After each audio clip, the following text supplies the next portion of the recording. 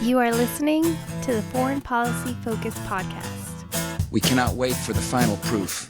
The smoking gun could come in the form of a mushroom cloud. Haven't you driven enough people from their homes already? Bulldoze their villages, seize their property under laws they had no part in making. Now working in Libya with friends and allies, we've demonstrated what collective action can achieve in the 21st century. Now the host of the show, Kyle Inslee. This is episode 481 of the Foreign Policy Focus podcast. Joining me on today's show is Will Porter. He is the regular Monday guest of the show, staff writer over at RT. He's had articles published at antiwar.com, consortiumnews.com, and of course over at the Libertarian Institute, which is where you find this show and the daily news roundup that I write. So Will, welcome back to the show. Hey, thanks for having me back on. Always glad to come and talk about the news. Yeah, well, I appreciate you having you on today, and we have a lot to cover this week. Top story I have for us today, Will, is we have the first, recorded case of coronavirus in Yemen. To some extent, I've kind of felt like there could be a coronavirus outbreak in Yemen, especially if it's in not either Aden or Sana'a, the top kind of big cities there, maybe Hadida, where there's a lot of international aid. But it could be more pervasive than this, but we absolutely have it confirmed now that there is coronavirus in Yemen. And I know over the years, Will, that you've, really focused on and have talked about and reported from people in Yemen what the healthcare structure in that country is like. And so for the past weeks on the show, I've been saying I'm really concerned about coronavirus, Gaza and Libya. And now we have it in Yemen. So, I know you haven't been to Yemen in the past week and know what the healthcare structure is like, but, talk to us about why we're so concerned about coronavirus in Yemen. Yeah. So as you said, over the last couple of weeks, I think on air and off air, we've talked a lot about, just concern about whether the coronavirus makes it to places like Gaza and Yemen, where they're pretty vulnerable to something like a really dangerous outbreak like this. And now Yemen, I think Gaza had actually confirmed its first cases weeks ago now. And I think they've got 300 there between the West Bank and Gaza. So they, that's been, that news is kind of old now. However, Yemen, just within the last week or so, has confirmed its first case of COVID-19 there. And right now, I think it is just one singular case in Yemen. But these figures are, as I think we've talked about on the show a bit, it really depends on how much testing you're doing. And I don't think they're doing a ton of testing in Yemen right now. And so seeing this one case like that, there's probably more than one there. It's just, that's just what has been picked up in the official screenings. In a country where right now they're having a hard time even getting food and water and other basic necessities to people, I think millions of people still in Yemen are dependent on some form of international aid. That has a lot to do with the war that's been raging there since 2015, which has, devastated all kinds of civilian infrastructure and other kind of resources, farms and factories and hospitals and schools. But in a place like this, where you're having a hard time getting basic necessities to people, I don't think testing is a much further, it's a lower priority on the list to test people for the coronavirus. But the first guy, the first patient there in Yemen, I think is a 60-year-old guy. And so, unfortunately, he's in one of the higher risk, categories. Older people, I think, are at much more risk to get severe illness from the coronavirus. And he worked in a port in the city of Hadramaut. And so they've now sealed off the port there, and they've had some of his coworkers go into quarantine. And I think a few neighboring provinces have also closed their borders to Hadramaut.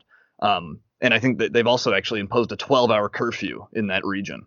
And so they've, begun to take some measures, even though, like I said, it's only one case they've confirmed. I think they're probably assuming we probably have some level of outbreak on our hand. It's probably beyond just one guy who traveled to the US or Italy or something. Now, and this is, again, extra concerning in Yemen because, we've seen what trouble over the last few years Yemen's had with cholera a couple years ago. I think they estimated there was over 1 million people who had contracted cholera, and there were, some people were dying from it out there. But cholera is a relatively easily treatable illness. It's like a bacterial infection that makes you expel your fluids. That's what largely kills you, I think, is dehydrating you to death. But I think you can treat it with saline, which is a relatively, easily obtained thing. It's not some rare drug or something. And so as long as they can keep you hydrated while your body fights the infection, with cholera, that's usually, they can treat that. So point being, to see how much Yemen struggled with cholera, which is treatable, it's hard to imagine what a real coronavirus outbreak will look like or what it will do if it really spreads there. Right. We know of no real reliable treatment for this virus. There's a couple drugs that have shown some promise against it, but they don't work for everybody. And then if you get really sick from this virus, they can put you on a ventilator if you have respiratory failure. But those are really expensive pieces of equipment. I think Yemen only has like 500 ventilators in the entire country of like 20 or 30 million people. And I think they only have like a total of 700 intensive care beds. And so those are pretty like dismal figures for a country of millions of people. It's not very many intensive care beds or ventilators. And those stats about the ventilators and the intensive care beds, I'm not totally sure how old they are. They come from the Yemeni government. But if they're just a couple years old, then like those numbers are probably even less by now, because like just a year or two ago, we were reading that 60% of Yemen's hospitals had been damaged or destroyed in the war. And I highly doubt that all of those have been rebuilt. So there might actually even be less than 700 intensive care beds and 500 ventilators. Those might have been destroyed in the fighting. And so, with their hospital system so devastated, like it really does create a lot of issues for people. Like, how are people going to get tested? How are they going to get treated if they have this virus? If a hospital, the nearest hospital to you is like an hour away and it's been destroyed, well, then, the next nearest hospital might be 2 or 3 or 4 hours away. It might like triple the time it takes to get there. And so, again, Yemen is just extremely ill-equipped right now for a pandemic. Like it's ill-equipped to even really care for people, just in the basic, like wartime conditions there. Like, without a pandemic, they're struggling just to get food and regular medicines to people. And Gaza is also very ill-equipped too. It's in a similar situation as Yemen is. Like they, I think, have like 60 ventilators and 70 ICU beds for over 2 million people. And, just to give you some idea of scale, I think New York State has been to this point, has been using thousands of ventilators. At one point, they had 6,500 ventilators deployed at one given moment. And so, just to compare that to Yemen's like 500 or less ventilators, like that should give you some scale of just how ill-equipped they are for a pandemic like this. Yeah, I mean, well, this is fantastic. And I like the comparison with New York because, in the U.S., there's a lot of money, trillions of dollars being spent. There is a lot of other things going on to try to stem this crisis. And this is in a city with, top, healthcare abilities, facilities as is. I'm outside of Boston, so there's several of the world's top hospitals, literally within a short drive of my apartment. Even if 2 or 3 of them were overwhelmed or shut down, I could still get top quality care. At a place within an hour's drive of my apartment. But that's not the case in Yemen. And I know you have like an anecdotal story from somebody in Yemen you talked about that I just think is so revealing. And then, just to really consider that Will is highlighting, that people are dying of cholera in Yemen. Kids are dying of starvation, dehydration, just malnourishment. And so if in New York City, where we could deploy thousands of extra ventilators within a week or two, you're getting this number of deaths. What's going to happen in a country like Yemen where they have no ability to deploy those resources? And in fact, all the resources are already so strained that children are just dropping dead from malnutrition. Yeah, that's right. And another major issue in Yemen, too, is a matter of being able to report it. I mean, we've covered on your show, and I've covered in some of my own journalism, just the difficulty in Yemen of even tracking like wartime casualties. They can't even keep count of that. The UN pretty much gave up attempting that. And so to see all the trouble all these other, first world nations are having with, tracking the number of cases and tracking the number of fatalities and stuff, like if it gets really bad in Yemen, it might be a long time before we even know, how bad it got, because just because of the lack of resources and, institutional care, hospitals and stuff being destroyed. And so, yeah, like this is kind of a recipe for disaster here in Yemen. Yeah. Can you tell your anecdote about that guy in Yemen you talked to? Oh, yeah. I mean, I kind of, I think, hit on the basic like story about this. It's just a matter of like, again, if the closest hospital to you is an hour away and the thing gets destroyed, then like, your journey, the situation you're facing now might actually now be a lethal one. Like, there may be no other hospital to get to, or again, it might be 10 hours away. And so, even a minor injury, something that could be treated, that might turn into an infection. And then if we're talking about something like a virus, which is an infection, like this might something that could have been easily treatable might turn fatal simply because there's a lack of resources. So the last thing I have on Yemen, Will, is just this week on Twitter. I follow some people from Yemen who live in the capital of Sana'a, and they were tweeting out some videos of the street flooding. And this does happen every year at this time. It's the rainy season. And so this is the time of year where the cholera outbreak gets the worst. Saudi Arabia has bombed and destroyed so many of the water treatment facilities. It's very hard to get clean drinking water when everything's flooding. It's pretty much impossible to get clean drinking water. So you have, the massive outbreak of these, kind of waterborne viral diseases. So I'm concerned that there's maybe already an additional strain on that healthcare system as is. If COVID comes through, it could be an absolute disaster. The other thing is that while I think a lot of people look at, Yemen being on the Arabian Peninsula, Saudi Arabia is a desert, Yemen has highlands. And so even though they're starting to think that, hey, maybe some good news here is this thing's going to generally die down in the U.S. in summer. The virus doesn't travel well, through the air with sunlight or, I'm not an expert on this, but this is a theory. The geography of the Middle East is a lot more complicated than people think. And so I think it's, very possible that they're not going to see maybe the advantages that people would think about, these people live in a desert and this thing doesn't do well in the sun. Right. Yeah. I mean, like you mentioned, their rainy season that often, like you said, does bring flare-ups and other illnesses like cholera. And so, yeah, this is like not a great time for them to be hit with a COVID-19 outbreak because, yeah, they're already half destroyed healthcare system is already taxed in the rainy season. And so, yeah, like in the rest of the world or in the northern hemisphere when things are starting to heat up a little bit. And yeah, I have also heard this theory that like the viruses are less stable in higher temperatures with greater humidity and stuff. Nonetheless, this might not, like you're saying, Yemen might not see those benefits because their own rainy season's coming in, and that might, put a greater strain on their whole healthcare system. All right. Well, now I want to move to some of the articles that you wrote in the past week. The first one I have here is Trump halts WHO funding, accuses health body of conspiring with China to cover up COVID-19 outbreak. And so I have some conflicting feelings here as a libertarian. First of all, cutting funding for anything sounds like a damn good idea to me, especially, these world international, bodies and stuff like that, typically just go to, serve like the UN or something like that.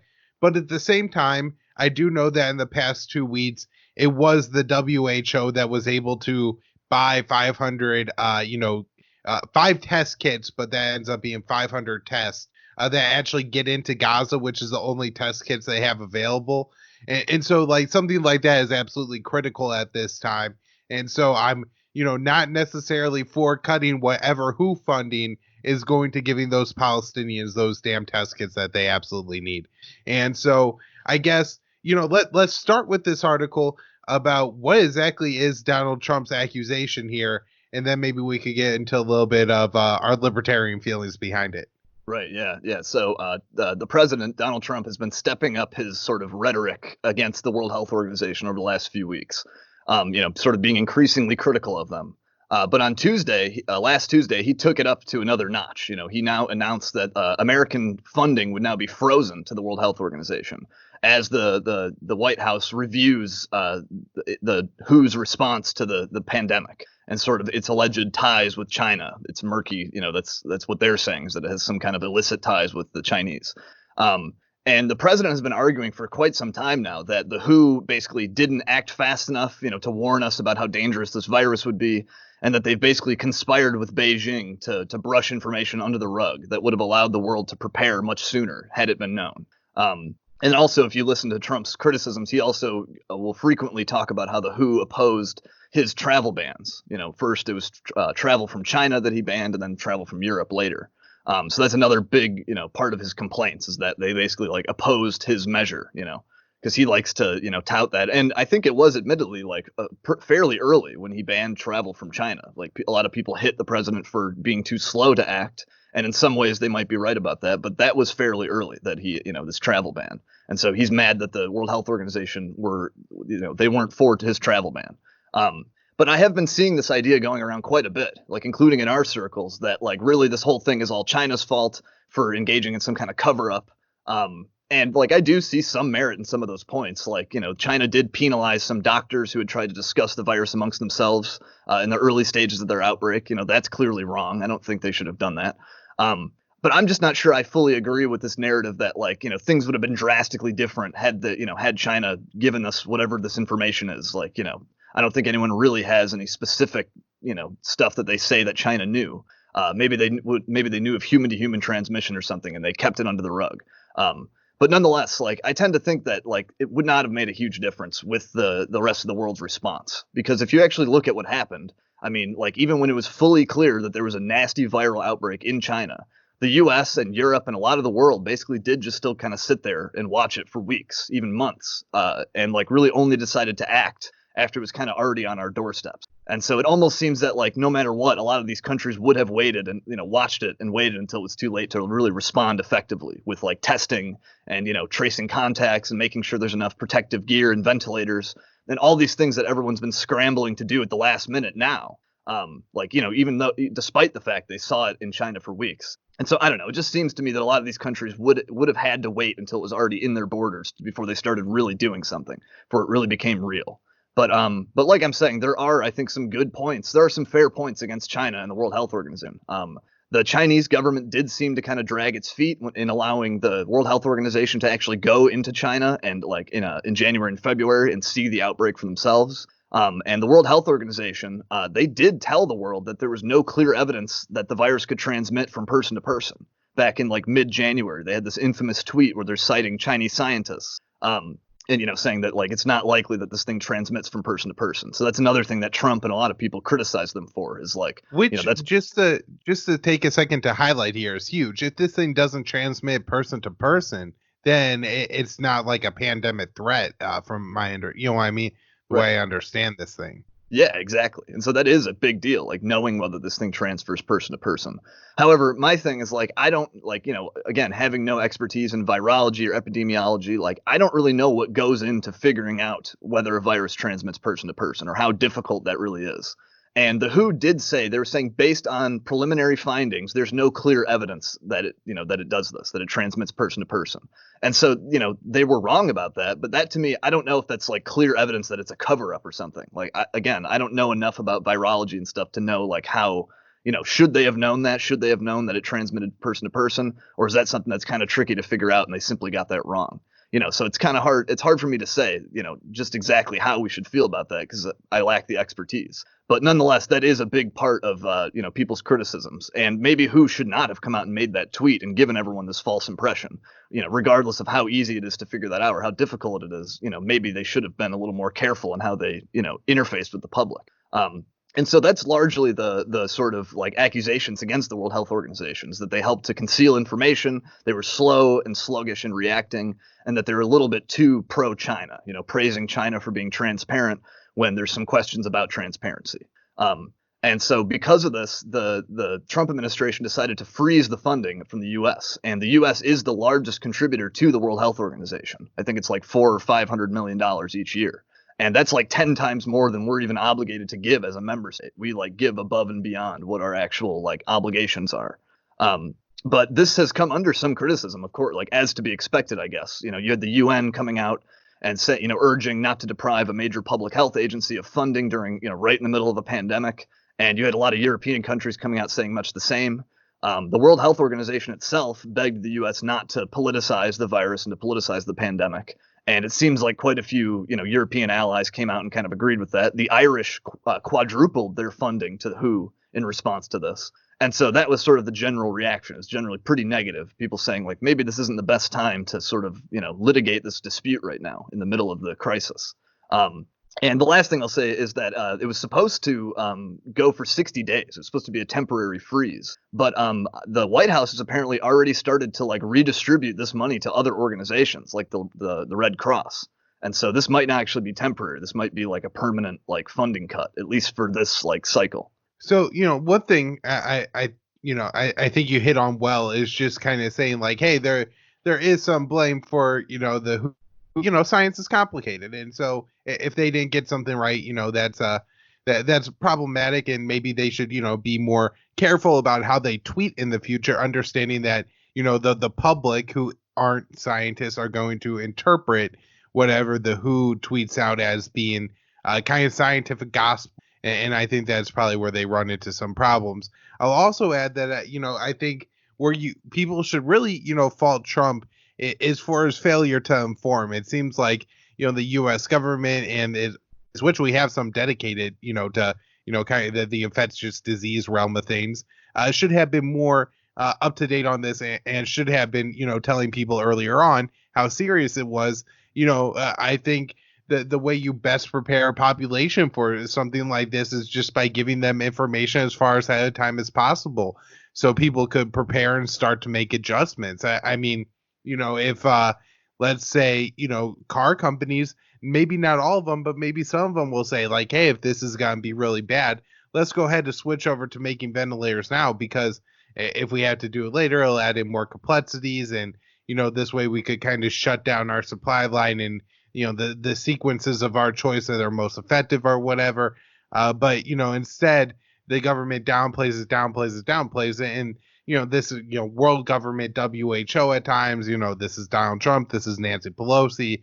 And I think that's part of the thing. But if you don't have anything else on this, Will, I'll move to your next article. Yeah, sure. We can move to the next one. All right. So the next one I have is COVID outbreak forces quarantine on the hospital ship treating corona patients in Los Angeles. And, this is something that we've covered on the show as the U.S. deployed these two of our largest naval hospital ships to ports at New York City and LA to treat these, non-coronavirus patients. I think in both cases, the other hospitals will treat coronavirus, we'll treat non-coronavirus.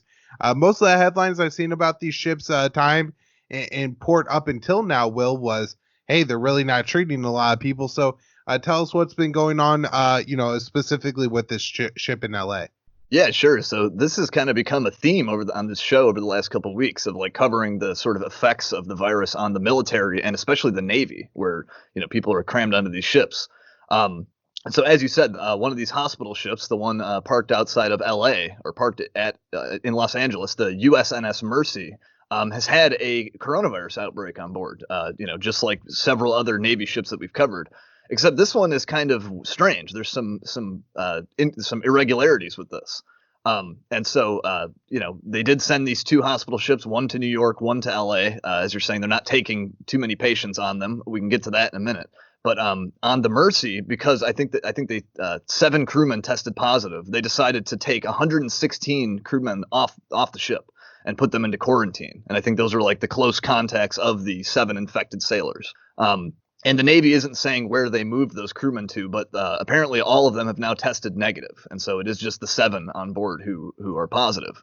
But the really weird thing about this is that the Mercy, the USNS Mercy, has been in LA now for a couple weeks, and nobody has been allowed to leave the ship since it's been there. And so the Navy has no idea how people could have gotten infected on board, because like all 1,000 or so crewmen on the ship had tested negative prior to leaving for LA in late March. And they haven't left the ship to associate with anyone on land. And so no one really has any clue how they could have gotten infected. I guess it's possible maybe that there was one guy got infected and he just had an abnormally long incubation period. And somehow they were able to, get by the testing and infect the other guys on the ship. But I don't know if that's actually possible. I think the general consensus about the virus is that the symptoms start appearing after up to 2 weeks. But it usually isn't longer than that. Usually after 2 weeks, you know whether you have this virus or not. But the Mercy has been in LA for much longer than 2 weeks. And so it is kind of strange. I guess it would have to either be one of the tests gave a false negative or something, or someone just had like a really long incubation period. But nonetheless, that's what I was going to ask, Will, is do you have any idea what the false negative rate is, or even false positive rate on those tests? Some of them, apparently it's up to like 30%, but maybe that was one variation of the test that isn't widely used or something, because there are a lot of different tests. Yeah, so in terms of actually like quantifying what the false positive and negative rate is in terms of like a number, like I'm not actually sure. I know there are a lot of different kinds of tests that they give, and I'm not sure which ones they gave these sailors. I know there's like an antibody test, which can tell you if you've ever had the virus at any point in the past, because your body creates these antibodies and they can tell. And there's other tests that just like determine whether you have an active infection right now. And again, I'm not totally sure like what the actual false negative, false positive and false negative rate are for these tests. But we do know for a fact that these tests have had, such issues. They've had false positive and false negative, problems. So, they're not fail proof. Now, I guess one stupid thing about these hospital ships, as you hit on, is that they're not taking many people on board, unfortunately. I think the Mercy had only taken 20 people on, 20 patients, the last that I'd seen. And the one in New York had only taken a similar number. And apparently this is all about there's like military protocols and regulations and stuff that only allow them to treat people with certain ailments. And so this has just been an ongoing kind of problem with these hospital ships. It's kind of like, it's almost like they've created more problems than they've solved at this point, because they've only taken a couple dozen people on board, and now they're having an outbreak on board the one in LA, and so they're kind of becoming like almost a liability. It seemed like they were going to be a godsend, like each one has like 1,000 beds available, but it's turned out to be kind of a big white elephant that it's just not helping as much as you'd think.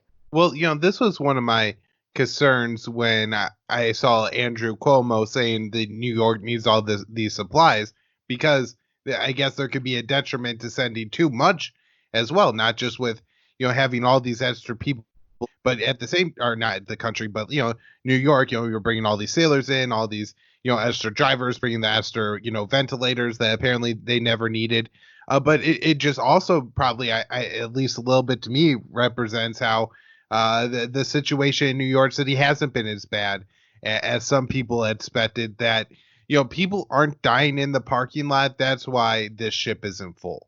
Right. Yeah, I do think that has something to do with it too, that there wasn't this overwhelming, crushing need of of beds that to where they they were going to fill up the ship right away. But it is interesting to see just like how few people they have taken on. And it's been a similar case in California. Like I know the governor there, Gavin Newsom, was like predicting like a huge spike in patients that was going to overwhelm the whole hospital system. And that doesn't appear to have happened. Like, again, the Mercy, the hospital ship, they've not taken on many patients. And so I don't know. It could be partially, like I was saying, with the military protocols. Maybe there is some need that's going unmet because of those stupid regulations. But I tend to lean that it's actually there's not an overwhelming need for hospital beds. And so I guess that's good that it turned out to not be as bad as we were expecting. All right. So the next article I have here is titled "Dangerous and Harassing. Watch Iranian boats buzz U.S. Navy vessels patrolling Persian Gulf." And by the way, all of Will's articles will be linked in the show notes page that we talk about today. And so tell us a little bit about this incident, because in the United States, our leaders and our press tell us that, hey, we got to watch out for the Iranians. They're harassing our ships in what is pretty much an American lake. Right. Yeah. The Persian Gulf, the American Gulf. So, yeah, like as you're saying, last Wednesday, you had this incident out in the Persian Gulf, or as they call it, actually, they call it the Arabian Gulf. Apparently it was out in international waters, so it wasn't in anyone's actual territorial waters. But you had like 11 Iranian ships from the Revolutionary Guard Corps Navy. All of them, I think, just little speedboats, with like guns or rockets mounted on them, but not like big, warships or anything. But 11 Iranian vessels surrounded 6 American warships, and at some points got within like a few yards away from them, kind of buzzed them, and they were doing circles around them. And of course, as to be expected, the U.S. Navy came out and denounced this, said it was harassing and dangerous and provocative.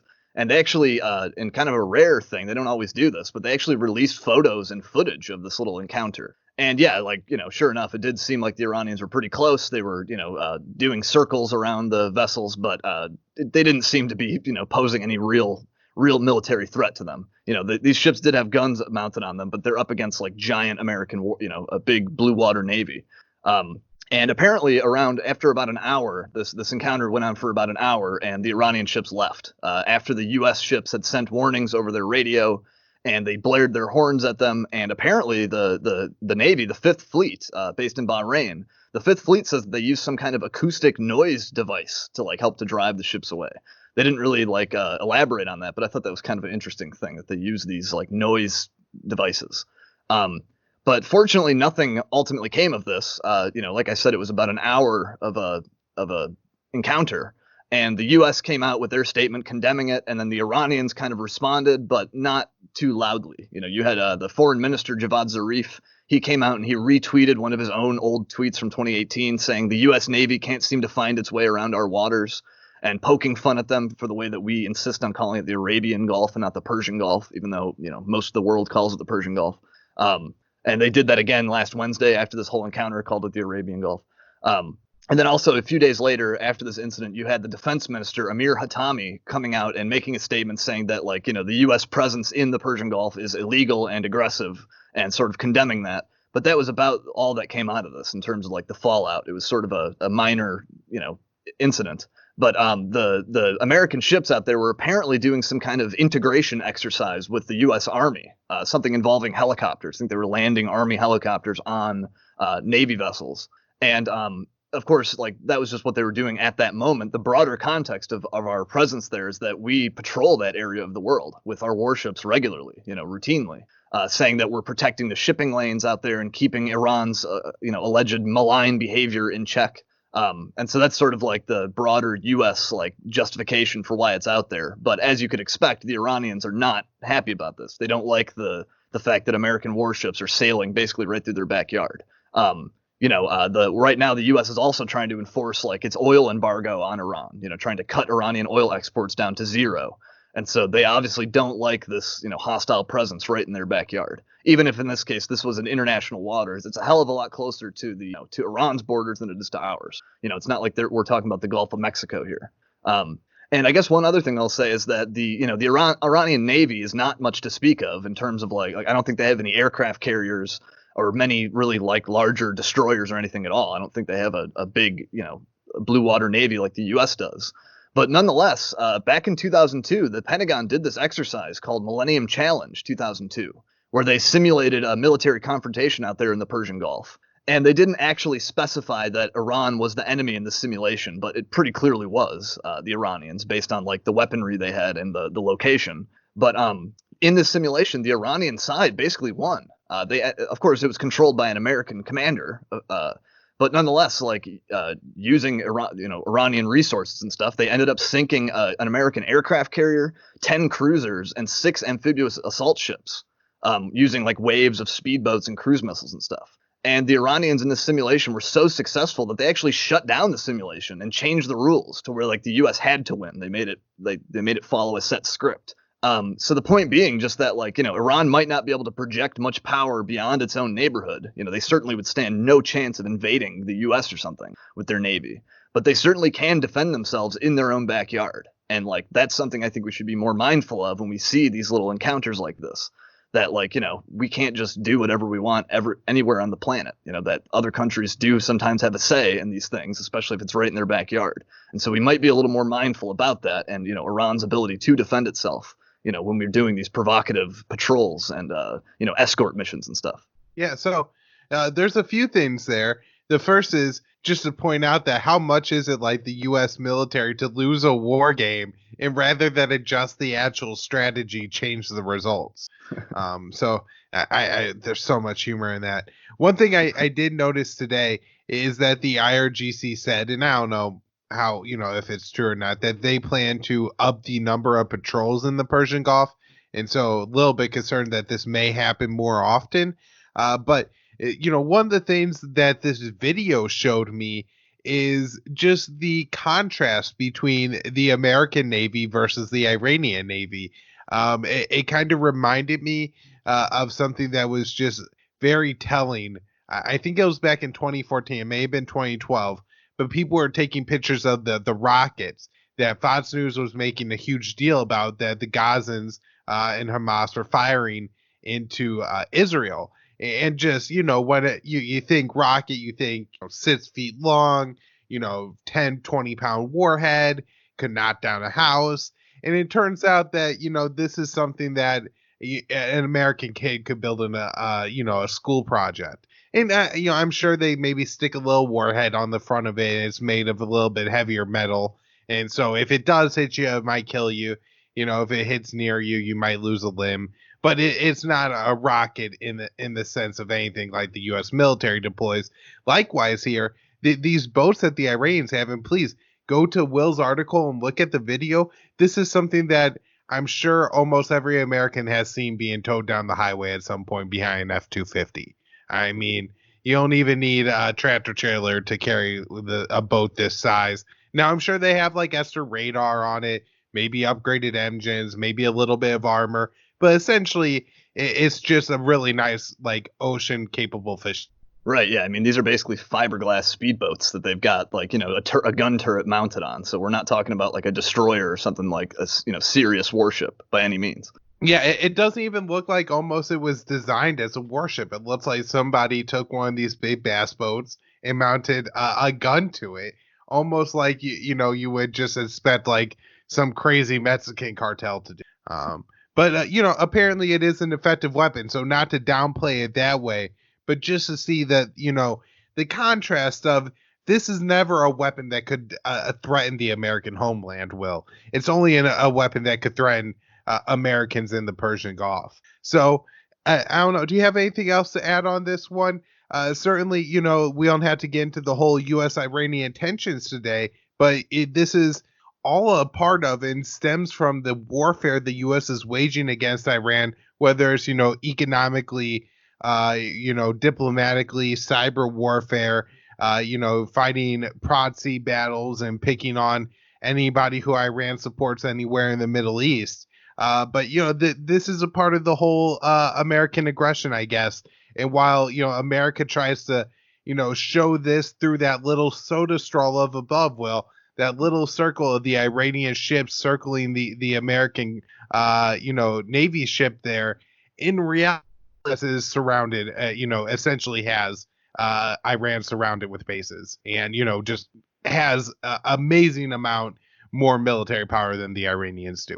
Yeah, that broader context, you can't lose sight of that. I you might remember I put together that timeline of U.S.-Iranian hostilities a couple months ago, and you can see all the military deployments the U.S. has made in the region around the Persian Gulf that we've sort of dotted that, we're surrounding them with all kinds of stuff, not only naval assets, but missile platforms and ground troops and all kinds of things. And since last year, they've been stepping up these patrols and escort missions in the Persian Gulf. And I think right around in the Strait of Hormuz and stuff, too, where a lot of the world's oil passes through.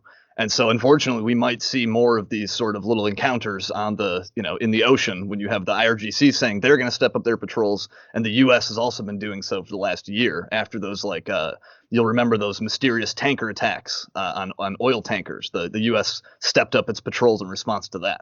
And so we may see more of these little encounters like this. So the last article I have today, Will, is my favorite title of the week. Syrian militants trained at U.S. base for sabotage and terrorism try to surrender and get ambushed by other U.S.-backed extremists. So tell me where this is happening, who the different groups are. I know you've covered, and we've talked so much about this on the past on the show, who these different U.S.-backed rebel groups are, but it looks alliances. Yeah. So earlier in April, we had there were apparently a group of Syrian rebels that wanted to defect and leave their militia. A group called Jaish Maghawir al-Thura, or the Revolutionary Commando Army. And this rebel group, we've actually talked about them before. They've been active in southern Syria for years now. This is the major faction that the U.S. works with down in that in the base around Al-Tanf, which I believe is still there. We've got an American garrison there. And we've armed and trained and housed these specific rebels for a long time, for years now, these Revolutionary Commando Army guys. And actually, back in 2017, I'm pretty sure we talked about this on your show a couple times. The U.S. and this Revolutionary Commando Army had worked together to stop the Syrian military and its allied militias from crossing from the country from west to east to go fight the Islamic State. They were trying to cross in the south and to get to some of these cities where the Islamic State still occupied. And the U.S. had at one point bombed the Syrian convoy, and then this rebel group, the Revolutionary Commando Army, they had also gotten into a few ground, battles with the Syrian military and allied militias when they got too close to this 55-kilometer safe zone that the U.S. set up around the Al-Tanf base. And so you've had some drama with these rebel groups, this specific rebel group before. And so anyway, a handful of these guys from this rebel group decided they wanted to, stop fighting, return to civilian life, and basically go surrender to the Syrian military. But according to the Russians, they ended up getting ambushed by some of their former comrades in this group who didn't want them to leave. And only 27 or 30 of these guys ended up making it to Palmyra, which is where they were intending to go in the first place, where they did eventually go and surrender themselves to the Syrian army and the Russians. So the Syrians obviously work alongside the Russians there. And there's actually some footage you can see of this convoy of former rebel fighters arriving in Palmyra, and that's been sort of circulating in some Syrian media online. And of course, some of the stuff, it's hard to confirm the veracity exactly. Like, some of these things you can kind of look in and see street signs and stuff to confirm it. This video clip is kind of hard, though, to confirm. But nonetheless, there's a video footage circulating in local media saying that here's the moment these guys, surrender themselves. And that would be after this ambush. Apparently, they were ambushed and then, they were ambushed previously and later ended up getting into Palmyra where they surrendered themselves. So you don't see them actually like fighting or anything. You don't see the actual ambush that was previous to the actual surrender. But the Russians and the local media also say that after these guys got there, these rebels admitted to being trained at that American base. I think they must be referring to Al-Tanf. And they said that they were instructed on how to sabotage oil infrastructure and how to carry out acts of terrorism. Now, the terrorism thing might be a little bit embellished from the Russians. Like, that might be sort of like, I think they might just mean they were trained in how to carry out attacks. I'm not sure if the Americans directly trained them on how to like kill civilians or something, but certainly, train them in how to carry out attacks on the Syrian military. Oh, go ahead. Fair enough, right? Like, if the Iranians had trained them to do the exact same thing, then it would be terrorisms. Right. Yeah, I guess it's like, I think it's just kind of the name of the game here. Right. So yeah, that stuff could be, a little embellished about the terrorism, but nonetheless, these were, we know that the Americans trained rebels to fight and to launch attacks on the Syrian government. And, when they're talking about sabotaging the oil infrastructure, you might now be getting into a little bit more like, attacking civilian structure kind of stuff. But apparently these guys also had handed over a bunch of weapons as well. And some of them like Western and American weapons, like I think they had some M240 machine guns with them, stuff like that. Now this rebel group, the commando army guys, they have denied that, video clip is real. They say that the videos in that video clip, or the vehicles in that video clip are not their former members. And they deny that there were any defectors at all. But their story is a little bit fishy. The rebel group says that there was a drug smuggler who had left the area and brought a couple dozen of his family members. And they said that's, who this alleged defector was. He was some drug dealer that we kicked out of here. It's kind of, their stories are kind of weird and inconsistent. But you should know there are like several different versions of what happened here. The rebel group denies that any of this happened, as you might expect. So some of this is kind of he said, she said. But I think it is an interesting story nonetheless. I think just through what we have through like the local media reports and stuff, it does kind of indicate, it seems, that there are some fractures in this rebel group. And this is one of the major rebel groups that the U.S. has sided with in southern Syria now for years. And it was one of the few rebel groups that was even active outside of Idlib anymore, because a lot of them have sort of, they were all consolidated in Idlib. And so I think this is sort of significant just because we might be seeing some fractures in this, like, one of these prominent rebel groups that has been backed by the U.S. for so long. Right. Well, it seems to me that these are the steps that we have to take in order to finally wrap up this civil war, or not really civil war, but very complicated war going on in Syria. The last thing, Will, is our kind of weekly just chat about what the hell is going on with the coronavirus for you. And I know that you are located in Michigan. I just had on Mike Meharry, who was a recent resident of Kentucky, to talk about what was going on in his state. But Michigan is also, I think, along with Kentucky, maybe the state that's drawing the most headlines right now because of people saying that, we're not too sure about this whole coronavirus lockdown. So, I think people generally know that, protesters went out there. They were generally favored of opening the economy. But just, many of us aren't in Michigan. And since it's really hard to go outside and stuff like that, there's probably not as much, connecting going on. But do you get a sense from your neighbors that everybody's, either quarantined or going outside? Kind of what's going on there? Let us know. Yeah. So earlier this week, you had what seemed to be a fairly significant protest in the state capital here in Lansing, where you had a group of protesters going down there, driving their cars there, and basically, like, I think their phrase was that we're going to cause gridlock. They're going to drive their cars and just like clog up the whole city, basically. And in protest of the lockdown, they don't, they want businesses to be able to reopen. They want people to be able to leave their homes, stuff like that. Now, in terms of like the, what feeling do I get generally of like who's in favor, who, like whether this is like the overwhelming feeling in my community, I think it is sort of mixed. I think there's like, just like you'd expect in any, random grab of your Facebook friends, you're going to find people who are completely up in arms about the lockdowns and stuff and about the travel restrictions and about their job being shut down, understandably. And you're going to find a good mix of people who are sort of on the other side saying that like, no, this is all necessary. This is all worth it. We have to, lock this stuff down because this virus is so dangerous. And obviously this stuff does break down too into some, just to oversimplify it a little bit, into sort of liberal conservative wings. Like I think, I forget if it was I think the one in Michigan was organized by a conservative group. I know that in Minnesota and in Virginia, they've also had similar protests where people are going to the state capitol. And I think in all three cases, you had conservative groups like organizing it and stuff. So there is some, like this does break down left and right a little bit. But yeah, I don't know. I don't get the sense that there's some like, growing, seething discontent among people, among all Michiganders that, we're ready to rise up or something. But certainly some people are not happy about being asked to, not work and stuff. There's, as I'm sure a lot of listeners have seen, there's been an insane spike in unemployment claims and people, looking for unemployment insurance and stuff. Millions and millions of people. My own family has had a little bit of that. My father was temporarily furloughed at work. My sister ended up having to find another job. She works in the food, restaurant industry. And so, yeah, like this stuff is having an absolute effect. There's no doubt about that. This is not like I don't think the people who are mad about it are exaggerating by any means.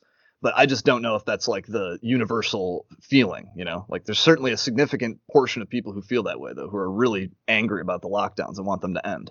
And of course, I see that a lot in our circles. But that's sort of like, that's a pre-selected group of people who are, more likely to dislike any kind of government measures.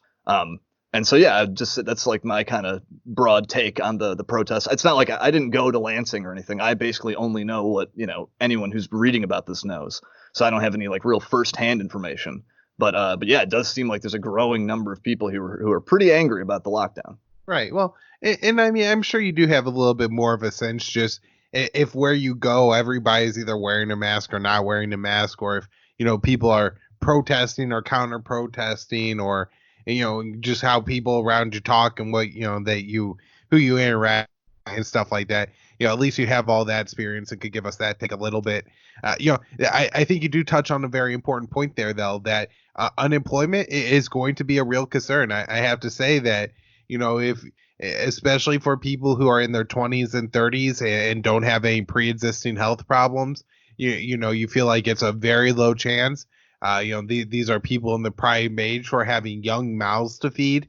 And so, look, if you have a 3-year-old at home and you need a job and the government, locked down your industry and you can't go to work and you got laid off, that made sense for you to go down there and protest and say like, hey, you're ruining my life with this lockdown. And so we got to do something about it. And I think that we'll only see that increase until the lockdown starts to be lifted, or I guess, conversely, if everybody who goes to one of these rallies ends up getting coronavirus and, a percentage of them die, then that might be enough to ward them off. But I think that's a pretty absurd scenario to think that would be significant enough at this point to reverse anything. But Will, thanks for today. I'm glad we got to talk about your articles. They'll be linked over at the show notes page. Tell people where to find your work, where to find you on social media, and I'll have you back on the show next week. Sure. So as you said earlier in the show, I'm a staff writer at RT. You can find, I don't usually get bylines there. I'm mostly just working with the web team to produce like the news content for the site. So it's kind of just like I am RT in those instances. But you can find everything I do at my Twitter handle WKP ANCAP, ANCAP, or over on Facebook where I'm Will Porter. And also you can find other writing at the Libertarian Institute, antiwar.com, the Daily Sheeple, and Consortium News.